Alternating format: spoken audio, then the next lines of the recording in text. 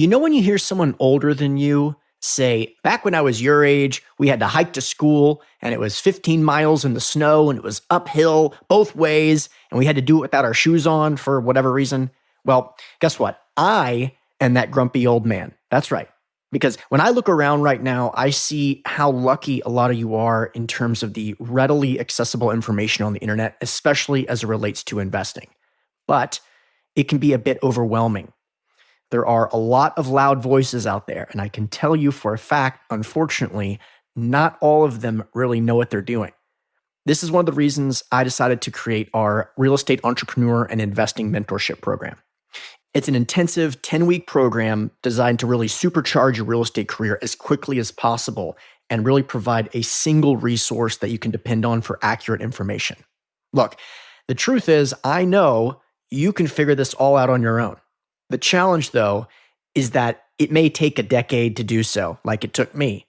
And I don't want you to waste your time. And more importantly, I don't want you to make one investing mistake, which could cost you greatly. So if you're interested in applying, we just opened up our applications for Q4 of 2020. You can head over to cfcmentorshipprogram.com and click apply now and set up your introductory call. People that have an ideological viewpoint tend to let that ideology cloud their vision in terms of being able to see through the data and view the world objectively. For example, if someone thinks things should work a certain way and they don't work that way, they tend to think that the results are going to be far worse than they actually will. That's why they have that ideological viewpoint in the first place. Now, this is something I'm certainly sympathetic to because I'm an ideologue for sure. But it's also something that I've also really hated about a lot of libertarian thought leaders out there. Here's why. 2 reasons. You tend to give us a bad name if you sound like a broken clock, especially when there's other people out there making more accurate projections that allow people to navigate the world more effectively. And second of all, when you make wildly inaccurate claims over and over again, it limits libertarians' ability to make money, invest, be successful, and live free in a self-directed manner. Just about the worst thing I can think about. If you're an anarcho-capitalist, the fun part is the capitalist part. The anarchist part just gets you uninvited to a lot of family gatherings. So we're going to talk to someone today who I think actually understands both the theory of libertarianism, unquestionably, as well as the ability of navigating the data that's actually available and projecting out into the future. So in this conversation today, we're going to talk about what data our guest is looking at that suggests that we're not headed for a massive depression or any of the other wild claims that some of the recent CFC guests have made. We're to talk about why our guest believes that we've achieved herd immunity in several states, which may have a very positive impact on the economy, and why our guest believes that the U.S. might be headed for some trouble. It's just that he seems to have a 10-year timeline as opposed to right now. Got some data to back that up as well. So really interesting conversation, and I'm sure a lot of you will enjoy it. Now, listen, I mentioned it before, but if you haven't already created an account with ASIM Capital, make sure to do so. We're about to launch our first deal of 2020. And previously, when we've launched deals, we've had a pretty pronounced and very quick response because we built up a lot of capacity and we're very, very cautious about doing deals, which is why we haven't done one this year so far. So if you haven't yet created an account, make sure to do so, especially if you're an accredited investor. All of our investment opportunities are only appropriate for accredited investors. So make sure to go over to asymcapital.com, create an account, and you will be the first to know when this deal is made available. And I know I've been talking about it for quite some time, which means that people are very much interested in it. And we're very, very close. Any minute now, we're going to be launching it. And I'm really looking forward to the response. So like I said, asymcapital.com, create an account, and I will see you on the inside. How's it going, everyone? Our guest for today is Gene Epstein, who is the former economics and books editor of Barron's. He's also an author whose last published book was Econospinning, How to Read Between the Lines When the Media Manipulate the Numbers. He's taught economics at the City University of New York and St. John's University. And he's also worked as a senior economist for the New York Stock Exchange. Very, very happy to have him back. Gene has also been a guest on the show before. We'll link to that in the show notes page. Gene, very happy to have you back. How are you? Happy to be back. I just want to add that it's great that you listed me as a senior economist. So often I'm introduced as the chief economist of the New York Stock Exchange. I was never the chief, and I commend you on that accuracy. But I want to add as well that I'm actively the director of the debate series, the Soho Forum. And if you go on thesohoforum.org, you can catch up with a lot of debates. I've done 6 debates of the Soho Forum, all of them taking the negative. One of my debates with the socialist Richard Wolff has amazingly had 1.25 million views on YouTube. So if you haven't listened to that debate, you want to join those 1.25 million people to listen to the debate. Yeah, that's excellent. And I'm a huge proponent of what you're doing over at the Soho Forum. So we'll actually link to that in the show notes page as well. So this is an interesting time. First of all, let me say something because we talked offline about this. I want to mention this up front. Things change very quickly right now in terms of access to information.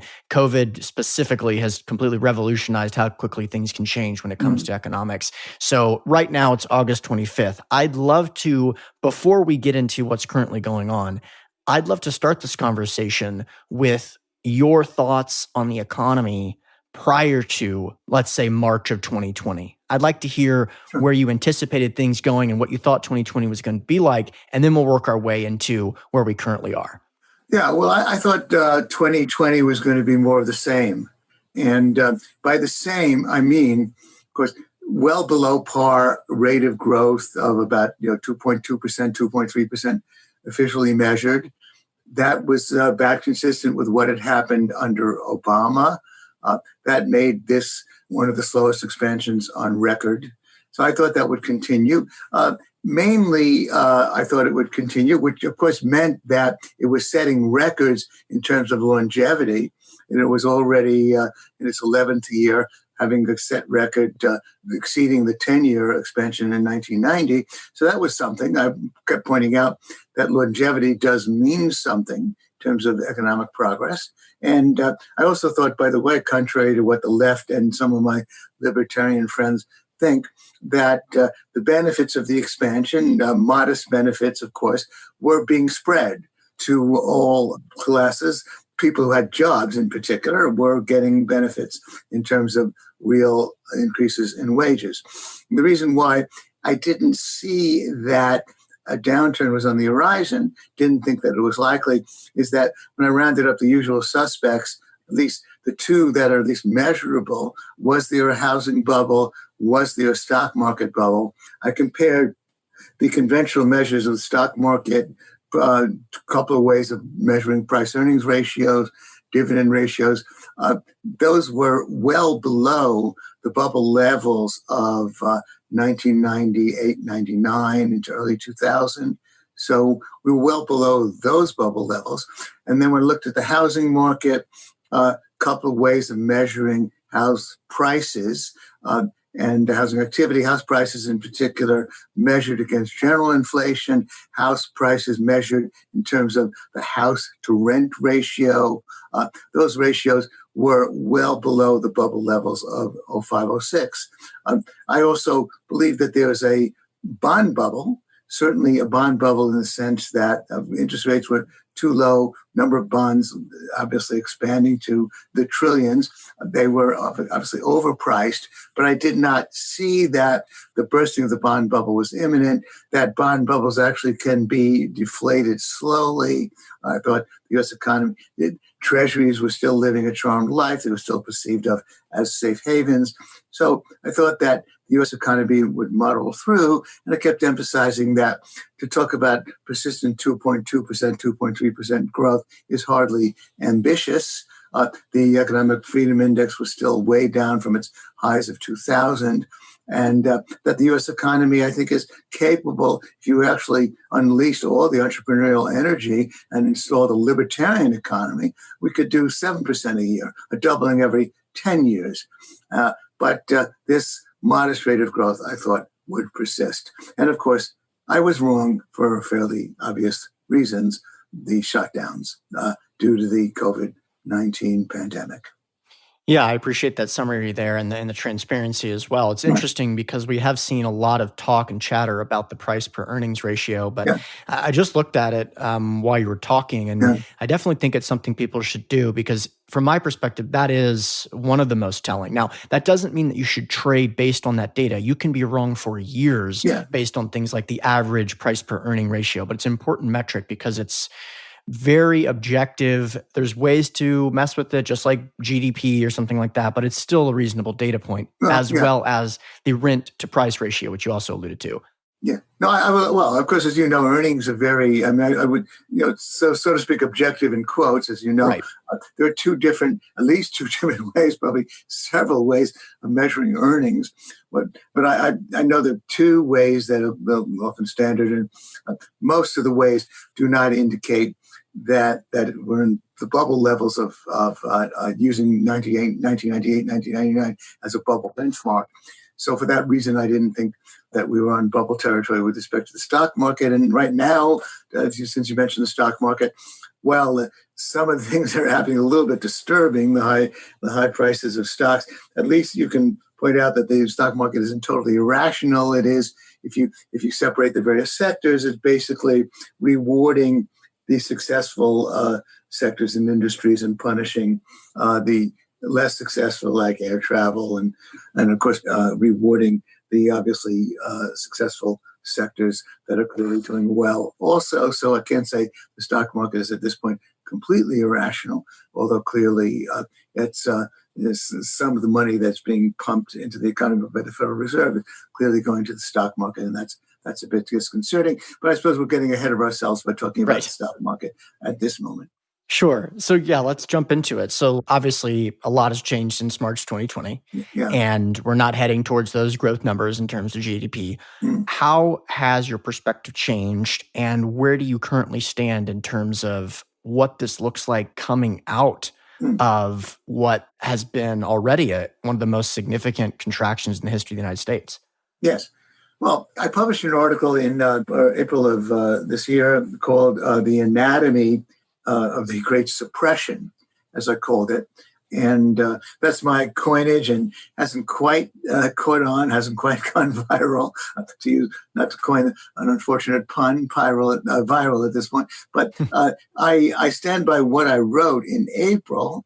And I mean, you may want to link to that on your show notes page, because it's pretty much what I'm about to say is consistent with what I predicted in April of this year in that article. And I began by pointing out that Murray Rothbard, a name quite familiar to Austrians who are listening to this podcast, Murray Rothbard, in his book, The Great Depression, his book about the Great Depression in the United States in the 1930s, stipulated that Austrian business cycle theory does not always apply. And while he thought it applied to the Great Depression, he pointed out that many cases in which government sort of clamps down on what's going on in the economy in different ways, or of course there's some kind of pestilence or what have you, that can severely slow the economy, bring a severe downturn. But it is not what Austrians would say is part of the Austrian business cycle script.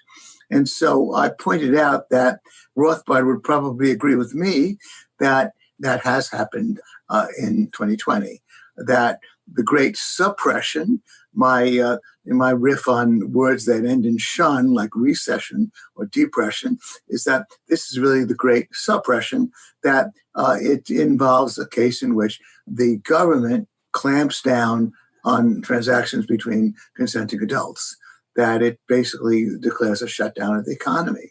So that's not Austrian. That's not malinvestment. That's just, stop whatever you're doing. And that's what happened.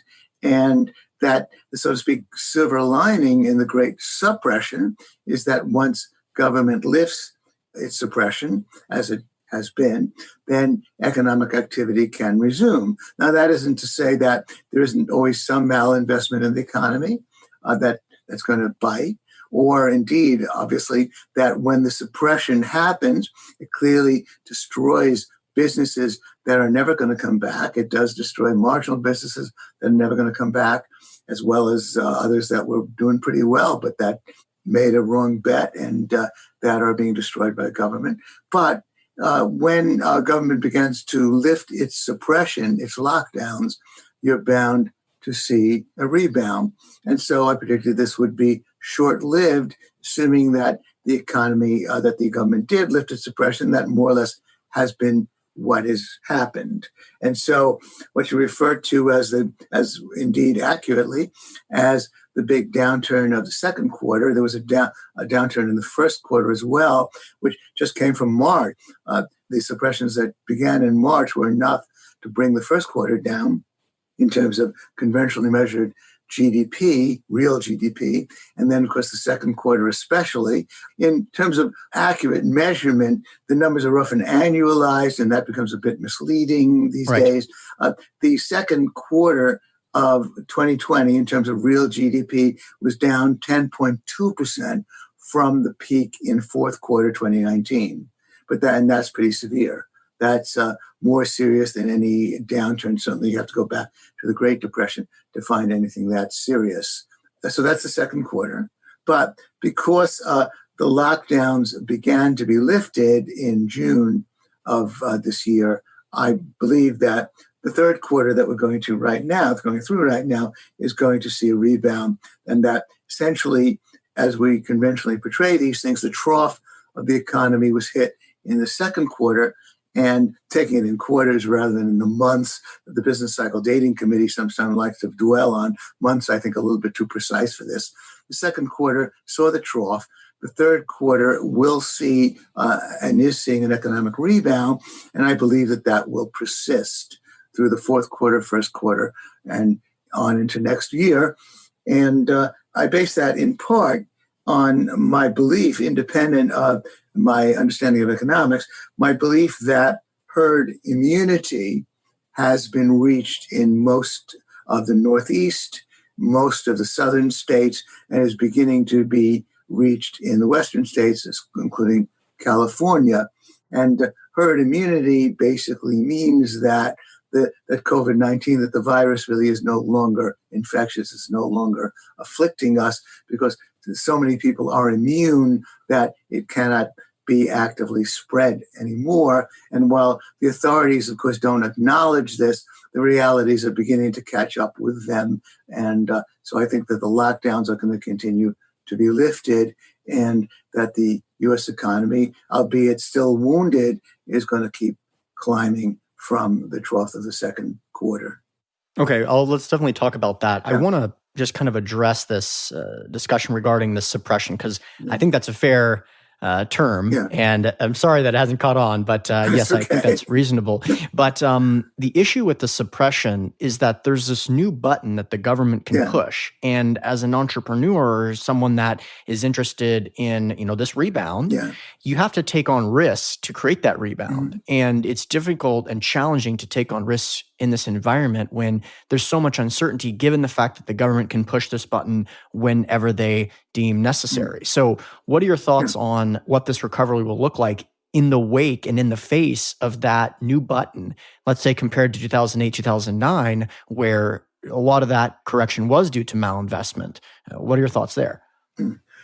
Yeah, I should inform listeners that I had a recent appearance on the Tom Woods show. As you mentioned, Tom Woods has been on your show. And in that case, I was actually having a debate with David Stockman. David is quite bearish on the economy, as he has been for many years. And Tom put that question to me about the sort of standing threat to entrepreneurship from the government's ability now to cite precedent and say, well, we've got to have another lockdown. My first answer to Tom, when Tom put that question to us, was that you can hurt it, but you can't kill it. I would say tell that to, I should digress and say I live on 3rd Street off 3rd Avenue in Lower Manhattan, right in what was the epicenter of the COVID COVID-19 virus, where most of New York City, where more deaths were occurring than in any other city in the country. And now some of the lockdowns have been lifted. And I walk around my neighborhood, and it's actually an unusually pleasant August. I'm dwelling on anecdote, but bear with me a moment. It's an unusually pleasant August in my neighborhood because of all the street life, all of the restaurants that are now open on the sidewalks and now into the street, all of the canopies that they've built. It's like a party every night. So I would tell those entrepreneurs, those restaurant people who have still been told that they can't serve inside. Restaurants, as we know, are always riding on a knife edge of financing. And quite vulnerable to being shut down. And yet they are all flourishing on the street. They're all very much alive and defiant and energetic. I call them the lovable lunatics. You and I should go around and tell them what you've said and what Tom Woods said. Well, look, you ought to be afraid. What exactly are you doing? Hope springs eternal.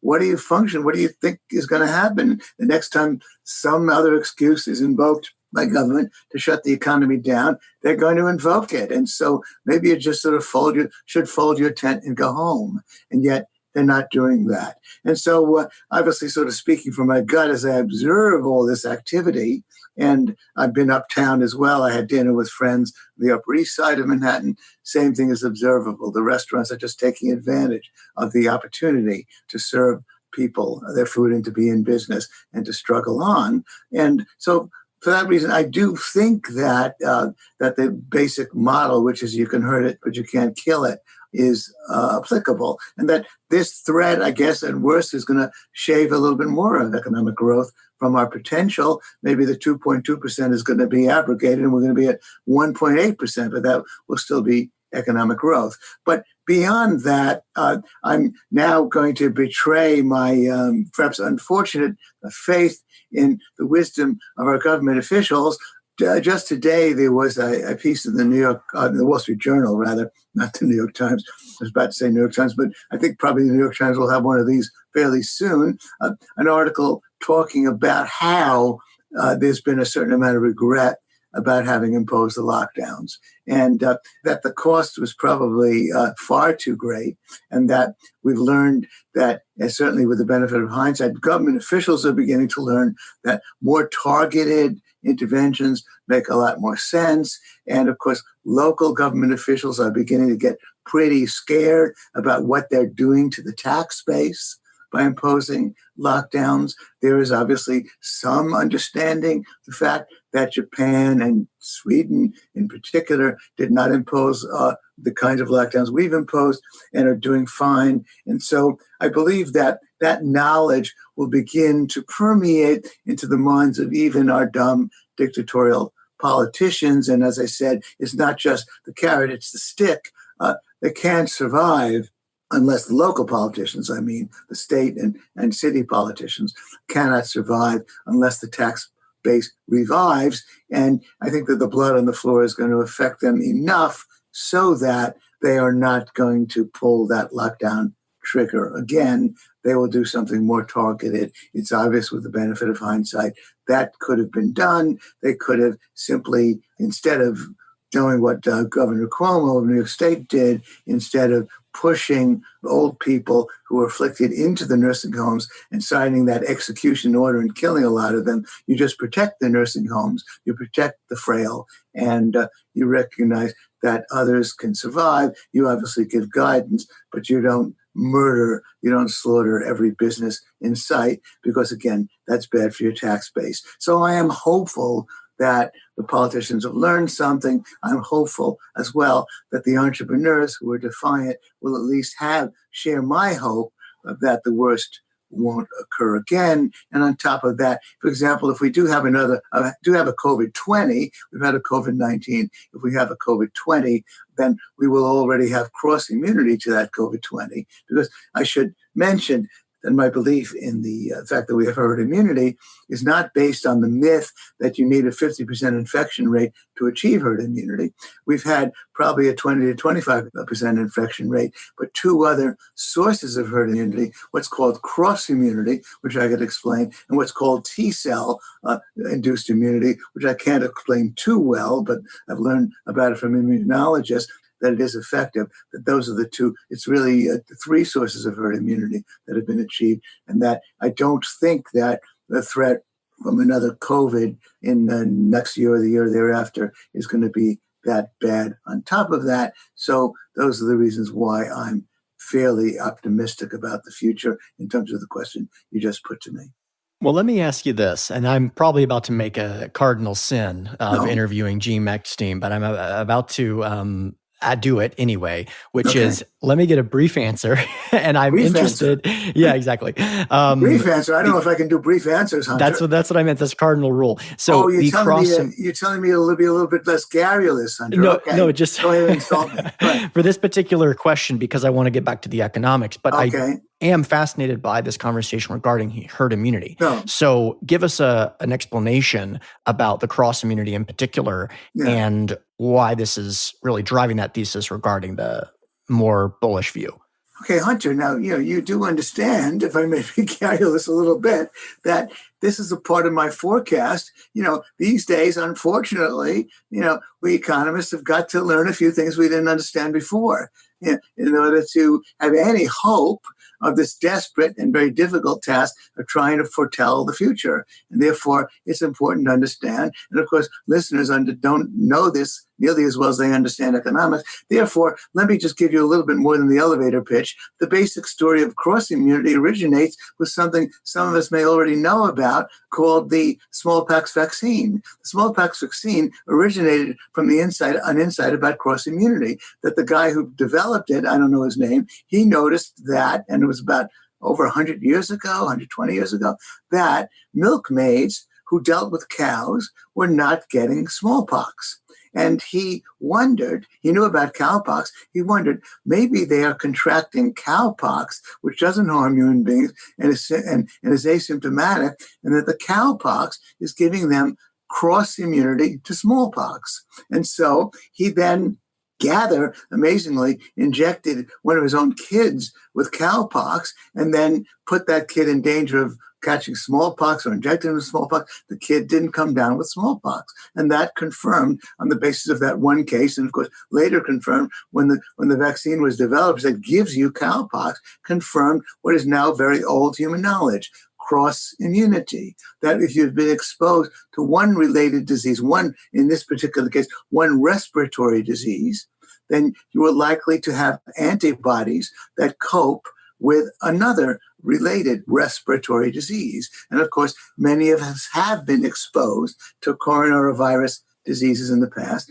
Many of us have been exposed to flus, and they're all part of the same spectrum, respiratory diseases, flus and others. And so there's been a lot of exposure, and a lot of people have those cross-immunity antibodies. And so that's very old human knowledge, and it's amazing that very few people are aware of it, and that there's this big stress on the fact that we need direct infections with COVID-19 in order to be immune. And we have, of course, overwhelming evidence that the numbers are so low and so minuscule in New York and so many other parts of the Northeast that we have achieved herd immunity, because the lockdowns have been lifted. There have been many violations, many people congregating in bars and restaurants and breathing on each other. And this is a very contagious disease. And therefore, we should expect some increase in the incidence. And yet all we've been getting is decreases. And that tends to confirm the herd immunity. And then, of course, the T cells is something I don't completely understand, but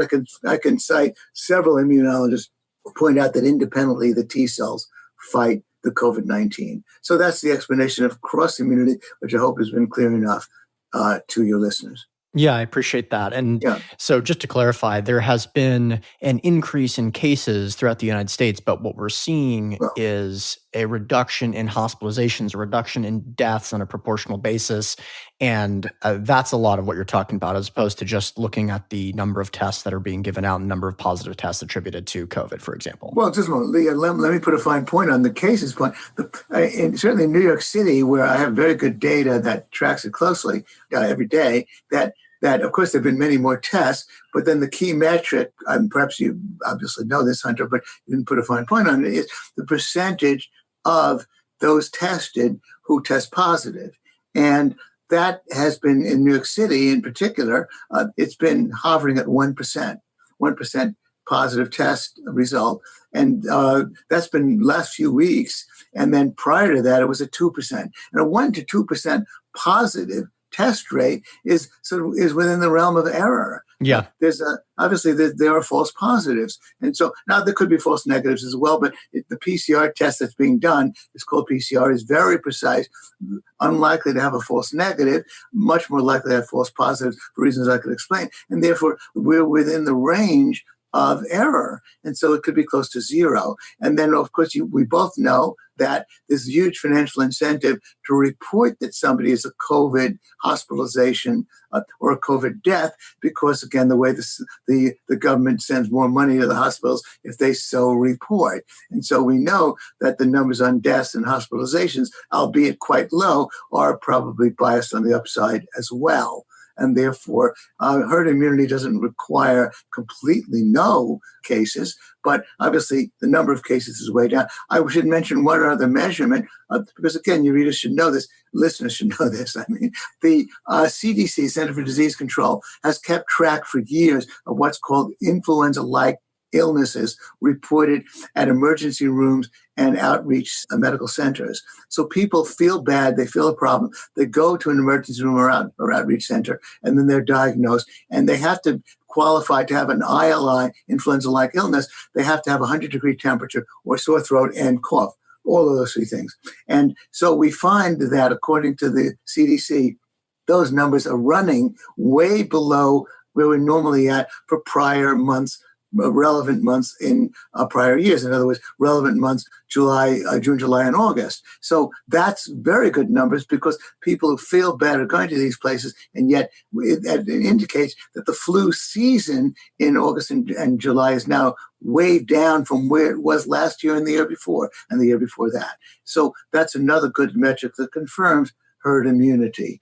The fact that these recorded instances of influenza-like illnesses are way down from previous years. So, yeah. And I belabor the point, but I think it's an important point to make to many, because my friends on the Austrian school are not quite aware of these realities that I've done a deep dive into. Yeah, I'm familiar with a lot of those numbers. And also, It looks like the influenza deaths or deaths caused by the flu has basically been reduced by close to 90% or something like that from previous years. I mean, it seems like it's not that people are dying from both the flu and COVID at the same time. I mean, that's just not what's taking place.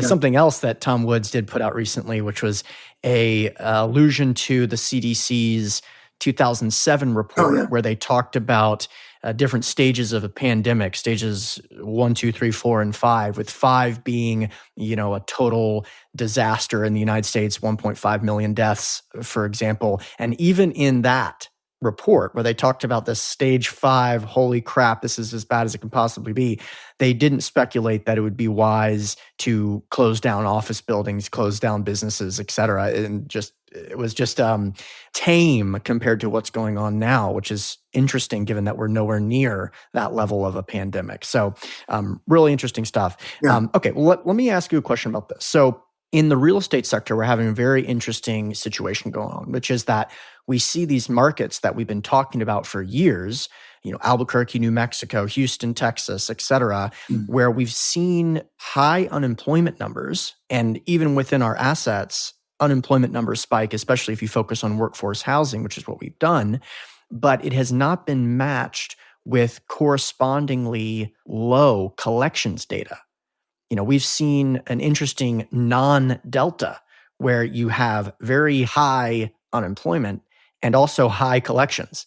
in the sense that it hasn't seemed to be the case that the unemployment numbers have impacted our ability to collect rent, which doesn't make much sense absent the government interminglings.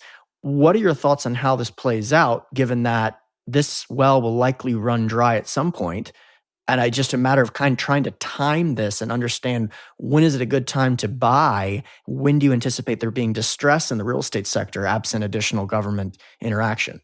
Oh, I see. And you talking about when you say the rents, rent collections? Yeah, They're high. yeah.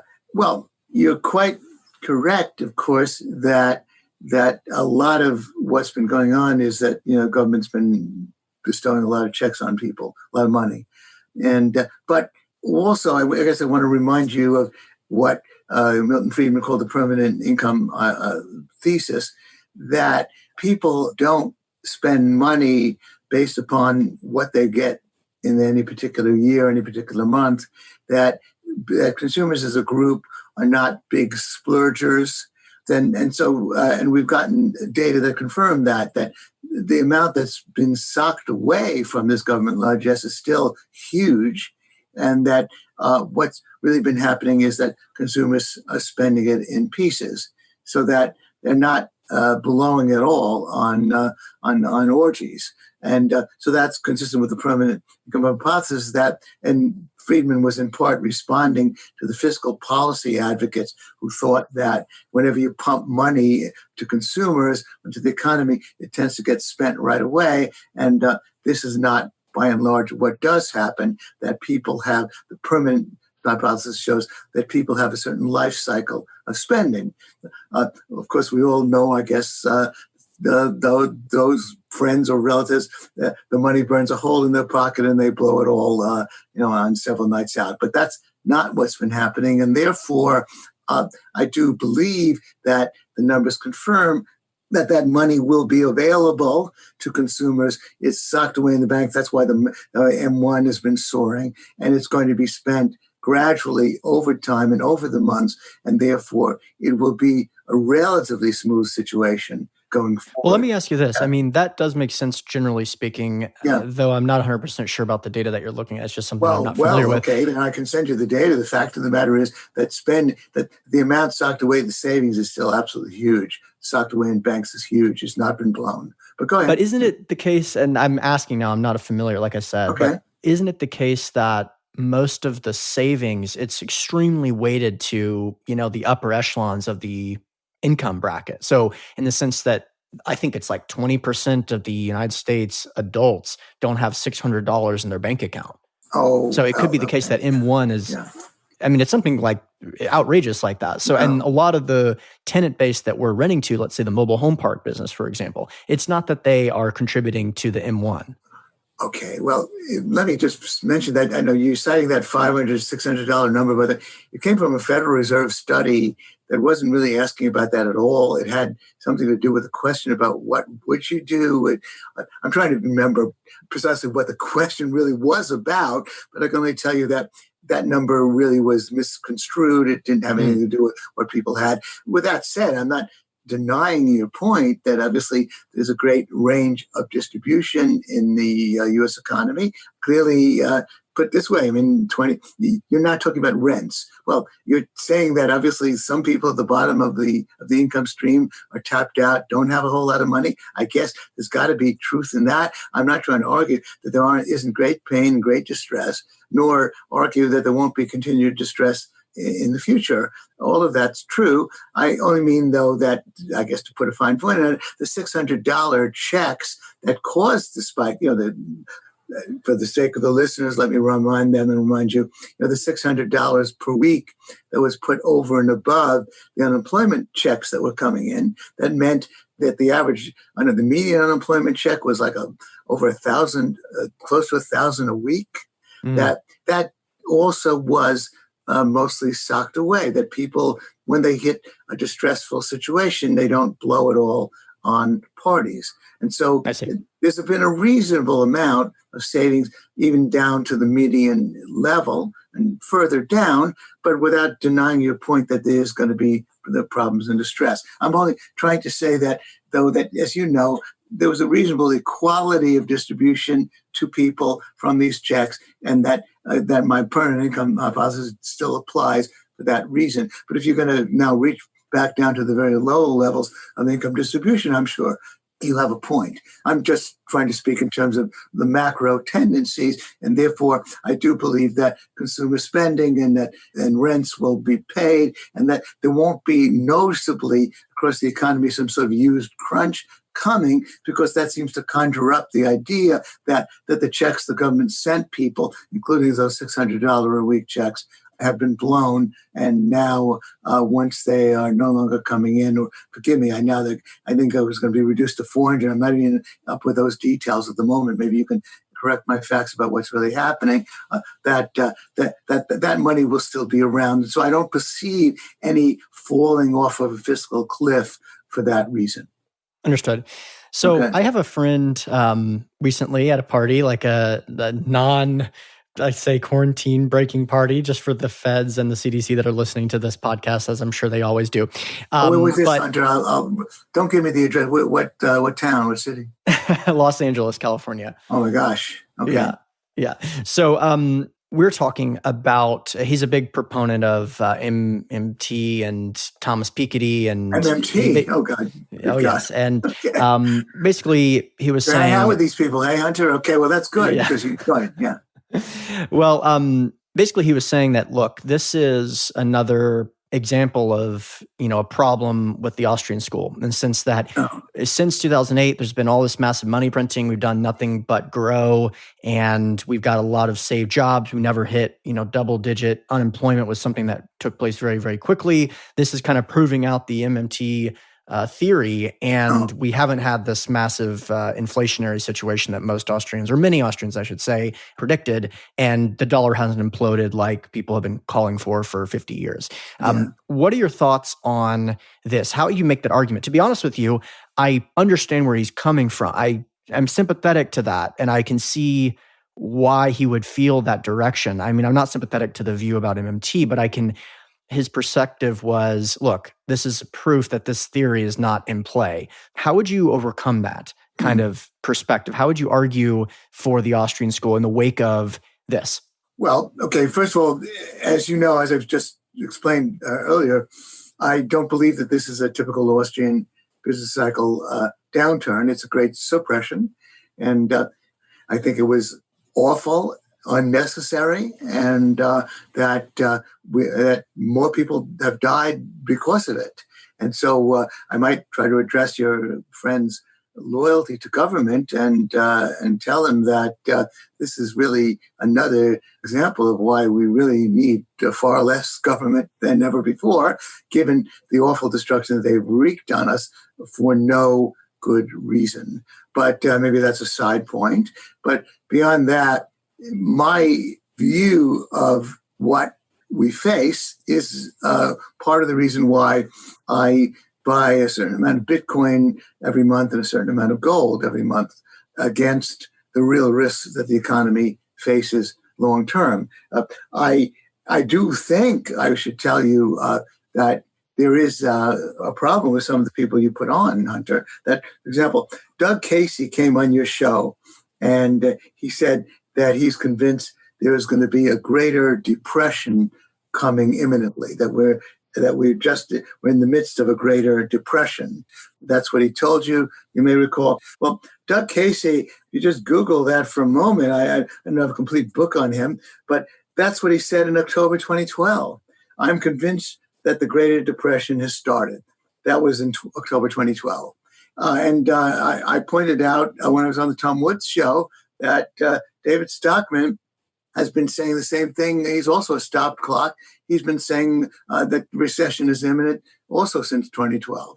So we put these stopped clocks on, and they've got to be right twice a day, but wrong most of the time. Oh, yeah, they're wrong most of the time, and every 8 years they can be right, basically, or somewhere in that range. Exactly. Well, they're stopped clocks. And, right. And I can tell the time from a stopped clock. It's going to be right twice a day. It's very reliable twice a day. So my only point is that I think it gives us a bad reputation. And of course, I'd include Peter Schiff in this. Bad reputation that some of the most vocal people with whom we have a certain affinity are wrong so often. And so I want to tell you that, Hunter. Yes, that, I'm sympathetic to. I love what you're saying because I'm not on that path. I mean, well, you had him on, Hunter. Yes, I do. No, that's right. And this is one of the reasons why I wanted to have you on. Okay. Because I want to talk to interesting people, period. Okay. So that's why I'll have Doug Casey on. That's why I'll have other people on. That's why I'll have Harry Dent on. But this conversation is a good opportunity for me to discuss the reality that, I mean, I'm an entrepreneur and so are those people. So what I mean by that is that I think that part of their brand is this consistent narrative. And it's a way, not that they don't believe what they're saying, but that's the way that their income is generated for their own business. That is not applicable to me as an entrepreneur, let alone as a real estate investor. As a point, if I were to go on record and say that we're right near the Great Recession or the biggest recession since the Great Depression in 2012, and I will do what would be prudent to do at that time, which is put everything in cash, I would miss out on the opportunity to completely revolutionize my business as I have since 2012. And it's challenging to listen to this podcast and not understand what you're supposed to do. But I don't sit on cash. I'm constantly making moves because I don't believe that we're on the verge of some massive depression. So I appreciate you giving me a moment to mention that because I'm very sympathetic to what you just said. Well, that's good, Hunter. But next time you have somebody like those guys you mentioned, Harry Dent is another one. I guess he has a different perspective. I did a column on him. I'm trying to remember how I did a play on the poor man's name, Harry Dent. But these stopped clocks at least should be told that they're stopped clocks when they appear on your show. Next time you have Doug Casey on, remind him that he's been saying the same thing at least since October 2012. And that I believe that when people say the same thing every year, they sort of forfeit their right to be taken seriously as forecasters, because you just wind them up and you'll get the same version all the time. And so there's no point in really listening to what they have to say for that reason. Exaggerate slightly. I'm sorry, exaggerate slightly. No. That's true. When it comes to predictions. Yeah. And when I mentioned this to David Stockman, that he'd been making the same forecast, a lot of people thought I was being rude to the great man. But obviously, by the way, I also pointed out that my own damaged goods with respect to forecasting in 05, 06, I knew that there was a housing bubble. I knew it had been burst. But in 07, I noticed that the non-residential portion of private sector GDP, real GDP, was actually increasing. And I thought, based on that the bursting of the housing bubble was not going to bring down the rest of the economy.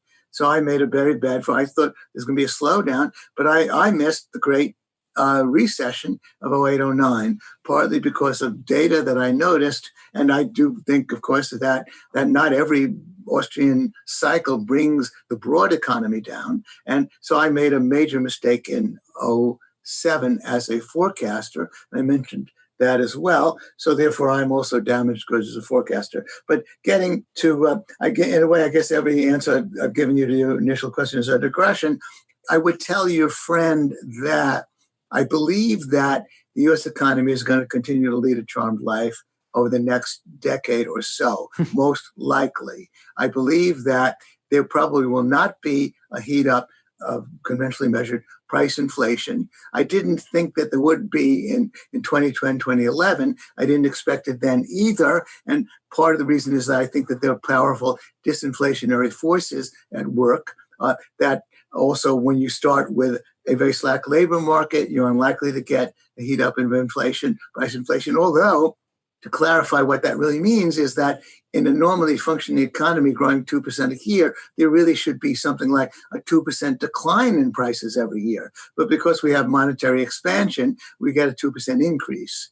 And so that's the inflation that we do see. However, going forward 10 years from now, the fact that the U.S. debt is now over 100% of GDP, it jumped by 20 points, given all that's been happening on the fiscal level, and also invoked by the Federal Reserve. Given the Congressional Budget Office projections that we are headed for 150%, 160% of GDP, and that the low interest rates probably won't persist forever, Then when you look at then the prospects, and here, by the way, I'm only echoing the relatively conventional nonpartisan Congressional Budget Office, given the likelihood then that 20 to 30 to more than that percentage of the U.S. budget might have to go to servicing the U.S. debt, I do think that the Congressional Budget Office's forecast that we are in danger, we are headed for a potential fiscal crisis about 10 years down the road, that's been hastened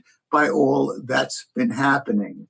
So I would tell your friend that he's been right so far, but he should be familiar with the fundamentally sort of Keynesian Congressional Budget Office. They're coming out with an updated report this coming next month in September, and he should be familiarize himself with that, because that is basically putting us on a very bad long-term trajectory. The U.S. economy is very powerful in the world. Part of what we always have to ask is, if the U.S. economy is doing badly, how about the rest of the world? How about Europe?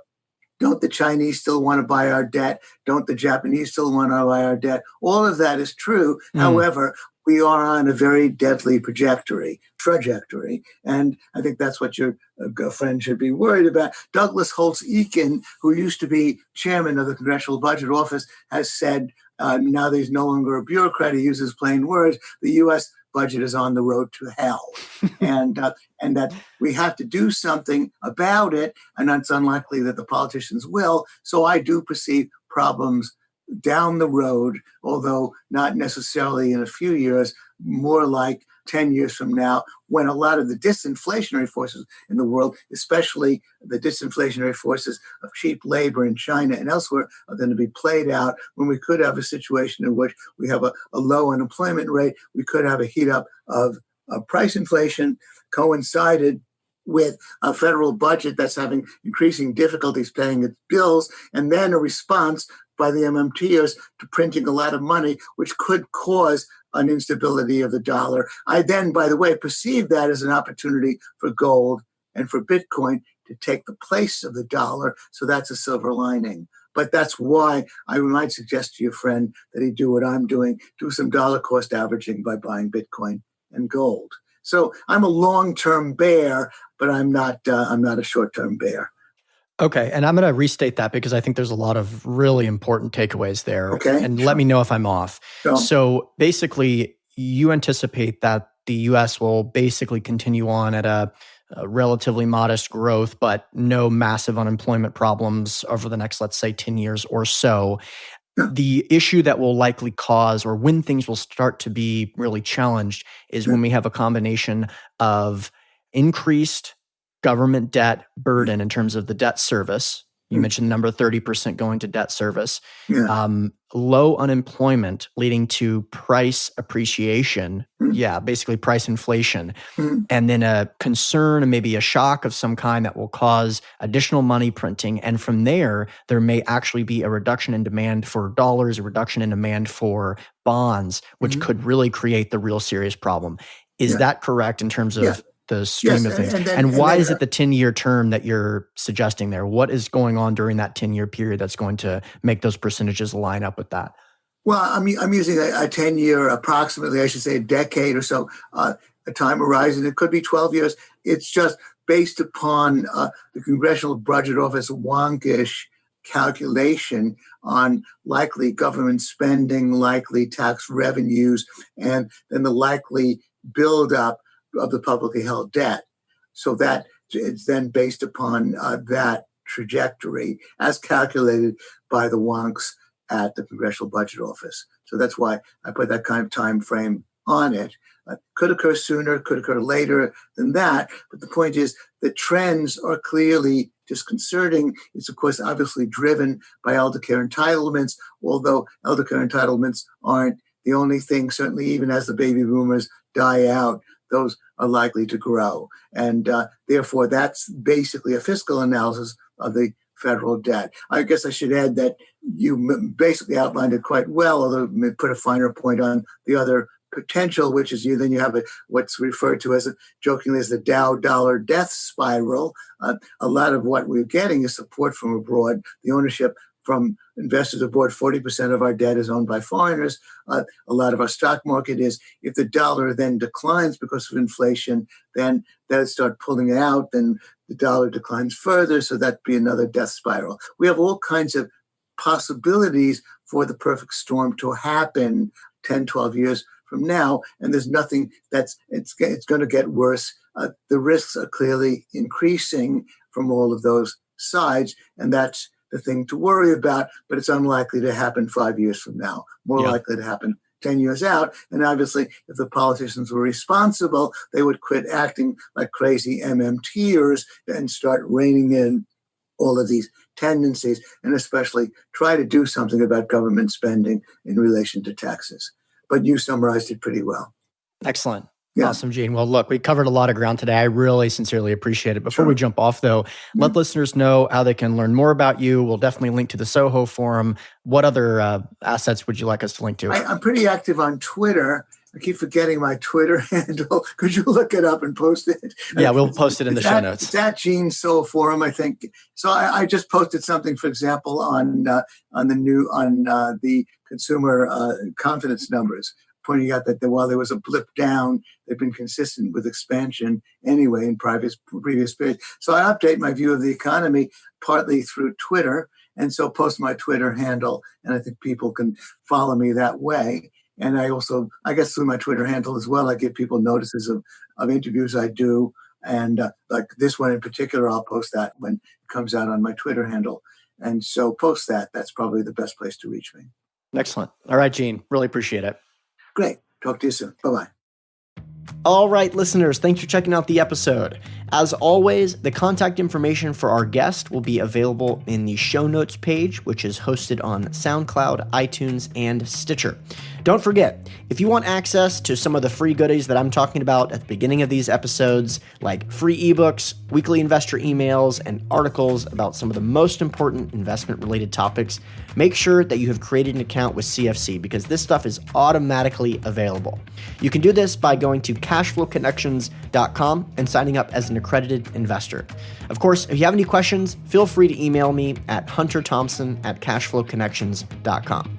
Thanks again.